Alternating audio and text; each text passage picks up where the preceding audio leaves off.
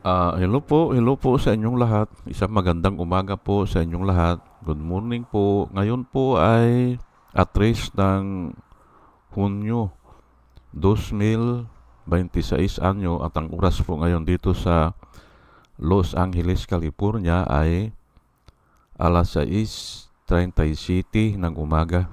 Araw po ngayon ng Miyerkules. At nais ko po mag-vlog mga kababayan, mga minamahal, direct po dito sa Los Angeles, California. Patungkol dito sa mayroon idle word pala sinabi si Jinggoy. Kaya ganyan. Yan po ang title ko. Ah, ngayon ko lang napanood. Ngayong nung nahuli na siya. Opo. Nung ko napanood kasi ang daming nagpapalabas po sa YouTube na mayroon siyang sinabi na para sa akin ay idle word. Opo. Ang ibig sabihin sa idle word ay wala lang. Walang meaning. O alam niyang mali. O alam niya na walang kwenta. Pero sasabihin niya. Yung po ang mga idle word. Ngayon ay ito actually hindi ko naman inaaral na maigi. Pero pag sinabi ko na idle word yan, alam ko na talaga na idle word yan. O ay parang ganito po ang sinabi niya. Siguro nung eleksyon ito. Opo, kasi naka-uniforme siya ng yung pang-eleksyon O sa rally, aywan ko kung saang lugar yan. Pero pinapakita po ngayon sa YouTube, ganito po ang sinabi niya. Alam ba ninyo saan na ah, saan na nagpakulong sa amin ni Bong? He is speaking of Bong Revilla. Ayun, sa kulungan, naiinip na, mabuti nga sa kanya. And he is speaking about Dilima. Yan po ha. Ulitin natin alam ba ninyo saan na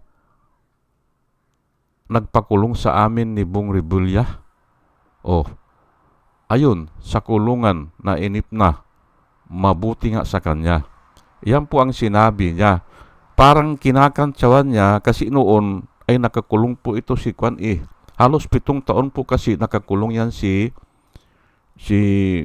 Dilima. At nung eleksyon ay, ayaw ko kung anong eleksyon yan. Alam ko eleksyon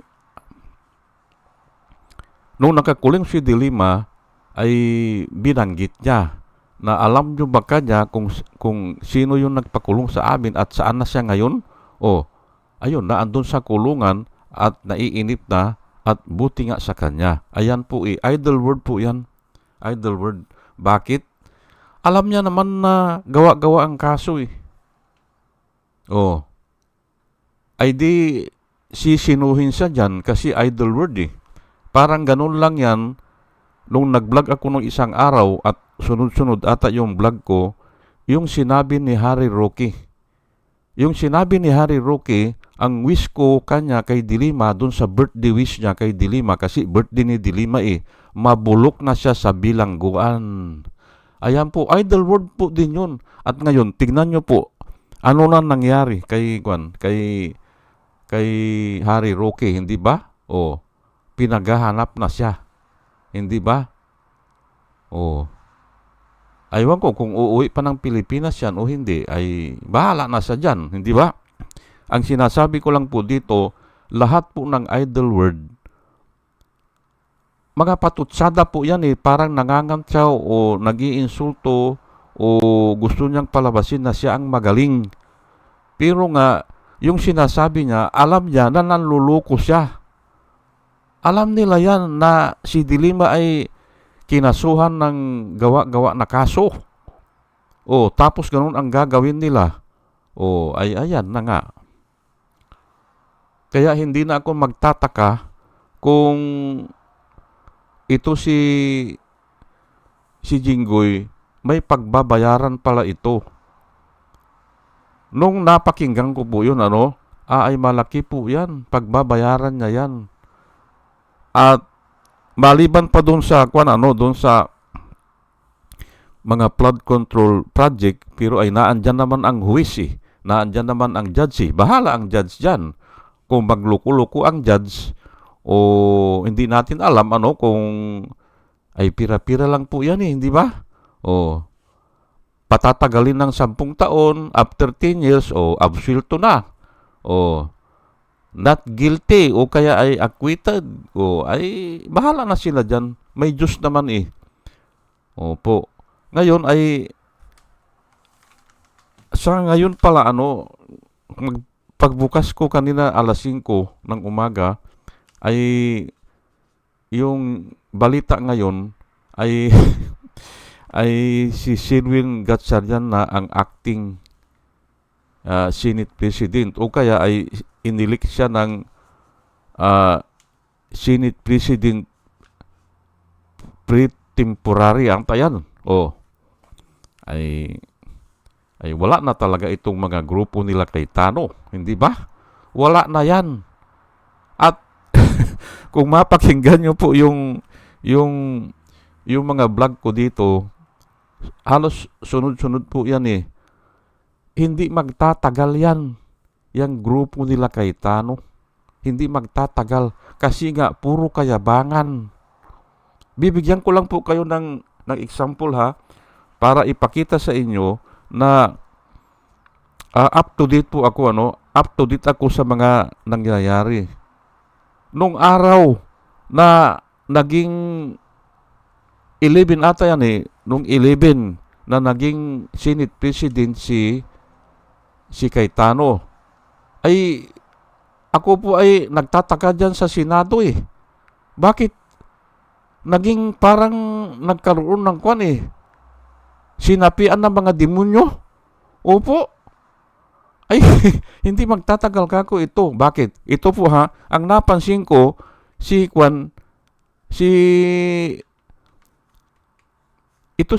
Padilla, si Robin Hood Padilla, aba ay iba na ang niya iba ang busis, iba na ang iba na ang sinasabi niya wag mo akong hawakan ay kayabangan po yan Bakit hindi ka hawakan? Hindi ba? Kayabangan po yan. At lalo na, ang pinagsabihan niya ay isa na sa elders. Isa na sa elder dyan sa Senado. Dalawa ang nakikita ko na elder dyan Si Soto at saka si Pangilinan. Bakit sinabi niya yun na wag mo akong hawakan, at sinabihan pa niya na wag siyang sigawan? Ay, bakit? Ay, trabaho nyo yan po yan Sigawan talaga dyan. Kasi nga, debate yan Pero hindi pwedeng sumabay. Kahit na, ako nga, ang sinasabi ko, kahit na bigyan na kita ng 10 minutes, ako, 5 minutes lang kung magsalita pwede sa akin Pero wag kang sasabay. Kung ako nagsasalita, wag kang sasabay. Yun po ang pambabastos. Pero yung sisigaw, iisa naman ang microphone nyo iisa ang sound system nyo, ay bahala siya kung sumigaw siya. Ang masama, kung yung isa naka-megapone, ikaw ay walang megapone. Yun, ang unfair, hindi ba? Ay, pambihira naman, Kaya nga, kako, puro kayabangan. Kaya hindi magtatagal. Hindi magtatagal. Puro kayabangan Nagpaputok pa yung Sergeant at Arms, hindi ba? Ito naman si Alan Peter Cayetano ay gumagawa ng sariling batas, hindi ba? Gumagawa Ang sabi niya, kailangan daw ang local court para aristuhin si Bato. Di ilaban niya ngayon yan. After 10 years, tignan natin kung mailalaban niya yan. Hindi kakagatin ng mga tao yan. Ay yun, ay naloko niya si Robin Hood Padilla, isinakay, hindi ba? Dapat ka, yung sasakyan ni Robin Hood Padilla, inimpound yan eh. Kung ordinaryo lang na tao yan, inimpound na yan eh. Oh. At kinasuhan na yan, bakit ka magpapatakas ng nangako kayo na kayo ang kustodyan, hindi ba? Kaya nga hindi magtatagal eh. Hindi magtatagal kasi nga puro kalukuhan ang ginagawa. Nangako ka na kustodyan ka o nag-apply ka na kustodyan. Tapos sasabihin mo na ay hindi ko siya mapigilan eh. Dahil walang local court. Ayun nga eh, hindi ba? Wala daw local court order. At yan ang sinasabi nila. Ay, adi sabihin nila yan. Tama yan, nakasuhan sila. At yun ang sabihin nila. Tingnan natin kung tatayo yan sa korte. At yun na nga sinabi ko lang na ang balita ngayon ay ito si Alan Peter Cayetano ay parang na lang, sa online na lang, assisting sa online, hindi ba? Wala nang meeting sa session hall, hindi ba? O ay kung pangatlong araw naman talaga eh, ayan, pinalitan siya, hindi ba? At yun nga, si Chis Escudero ay lumipat na, hindi ba? Ay oo nga naman, ay bakit sasama ka dyan kila Robin Hood Padilla? Bakit sasama ka sa ganyan mga tao na kung nakachimpo lang pala wag mo akong hawakan? Ay hindi pwede ang ganyan Mga senador kayo, magbalitaktakan kayo dyan. Hindi ba? Wag mo akong sigawan. Wari, pwede ang ganyan? Binabayaran kayo dyan para mag-debate, hindi ba? Ang ibig sabihin dyan ay no more debate kung ganun. Hindi ba? Kasi nga, magsalita lang yung isa, wag mo akong sigawan. Ay, wala yan, Wala. Hindi ba? Yung asal ni Robin Hood Padilla, parang bata. Yung bata na guguhit ng ganyan sa lupa at sino ang makaapak dyan, siya ang panalo. Ganun. Ganun mas mabuti pa ang mga bata kasi nga alam nila ang rules hindi ba? Nag-aaway kayo ngayon ay inawat kayo, ngayon guguhit yan doon sa lupa. Sige, kung sino ang makaapak dyan, siya ang panalo. Pero pag-apak mo naman, sasapaking ka na. Hindi ba? Ganun po sa bata talagang alam nila ang rules hindi ba? Ay wala. Bakit sasama ang matatalino na tao pero ang kuwan ko dyan, binayaran lang yan ay ang tansya ko baka 100 million ang binayad. Mga 4 sila yan o 5. Kaya hindi ma-maintain. Bakit? Ay hindi naman kasama sa bayad yun Yung kung may mag-complain o may aalsa, hindi kasama sa bayad yun. Ang bayad lang kasi dyan ay talaga o ibuto si Alan Peter Cayetano as president. Tapos na, hindi ba? Ay kung bukas mayroon mag-alsa na naman. Kung bukas makalawa mayroon na naman na magkwan dyan. Ay hindi kasama yun sa bayad.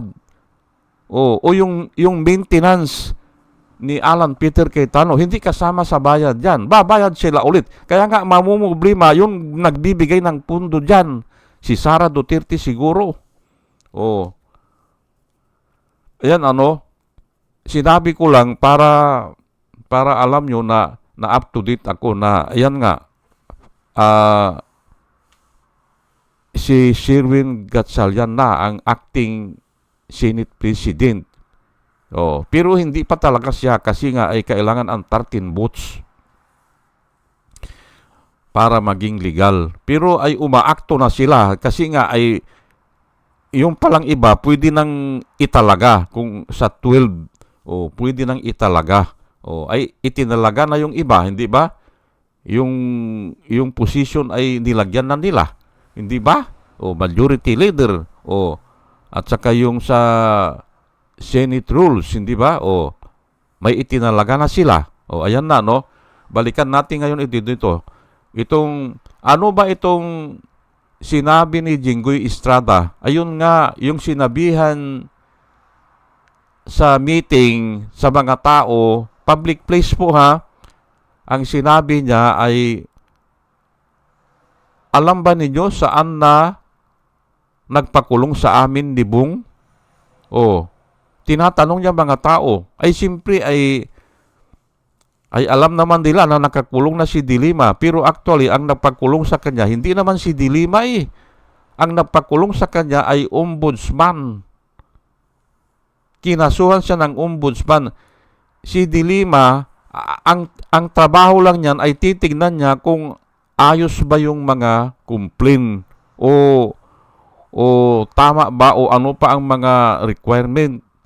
Pagkatapos niyan, ipapasahan sa ombudsman. Ang ombudsman po ang magsuspinde o ang ombudsman ang mag-prosecute o maghahain ng kaso sa sandigan. At kung plunder yan, ay walang bail, hindi ba? Kung plunder. Yun po. Kaya nga mali eh. Bakit ang sinisisi niya ay si Dilima? Mali eh. Ngayon, ay pero nga, alam naman niya na si Dilima, gawa-gawa lang yung kaso. Bakit gusto pa niyang mabilanggo? Yan nga eh. Kaya nga ang sabi ko, idle word. Idle word po yan. Ngayon, ay ito na, Matthew 12:36. Ulitin ko lang ang idle word, alam mong mali yung sinasabi mo, pero sinasabi mo pa. Ang idle word ay alam mo na nagsisinungaling ka, pero pinipilit mo pa rin. O kaya, yun nga, yung hindi tama na yung sinasabi mo, pero mayroon kang purpose eh. Para insultuhin, o para linlangin ang mga tao, o para bumigat yung kaso, o para siraan ng loob yung sinisiraan mo. Ayan po ang mga idle word. Ay ito po ang sinabi ni Jesus Christ sa Matthew 12 verse 36. But I say to you that for every idle word men may speak, they will give account of it in the day of judgment. Ayan po eh. Hindi ba? Idle word ang sinasabi niya. Hindi ba? Pati nga yung kay Marcolita eh, idle word po yun eh. Yung sinasabi ni Marcolita na, safe ka na. Hindi ba? Idle word po yan. Walang kwenta yan. At ito nga ay nasasalang na naman ito si Marcolita dahil sa sarili niyang bibig. Hindi ba? Sa sarili niyang bibig na, kung tanggapin mo ito. Sinabi daw nung nagdudunit sa kanya ng pira. Kung tanggapin mo ito, alam kong ikaw ay mabuting tao at nararapat ka sa maging senador. Nararapat ka sa senado, tanggapin mo ito. Isang pakiusap lang, sabi niya eh. Huwag mo nang banggitin ang aming... Yun po, hindi ba? Ay, ano ba yan? Mga kwal lang yan eh. Mga idle word eh, hindi ba? Kahit na totoo yan, ay niluloko lang yung mga tao. Hindi ba? Idle word po yan. Yung sinabi niya kay Kwan, safe ka na. Mga idle word po yan eh. Hindi ba? Ay kaya nga ay babalikan sila niyan. Yan mga idle word. Ay ako nga, maingat ako magsalita ng salita. Maingat po ako. Pag sinabi ko, mayroon akong ibig sabihin at kung minsan hindi maganda yung salita, pero wala akong salita na magamit. Kaya napipilitan akong gamitin. Pero hanggang maari, kukuha ako ng ibang salita na para, kasi kung minsan kasi ay yun lang minamagnify mo, idle word po yan eh. Imamagnify mo yung isang kaso, ay idle word din yan, Dapat kung ano yung tama, yun ang gamitin mo. But I say unto you, sabi po ni Jesus Christ, but I say unto you that for every idle word man may speak, they will give account of it in the day of judgment. Ayan po, Now, punta ngayon tayo dito sa 2 Peter 2:9. If all this is so, aywan ko kung ano ang sinasabi dito, hindi ko na ano.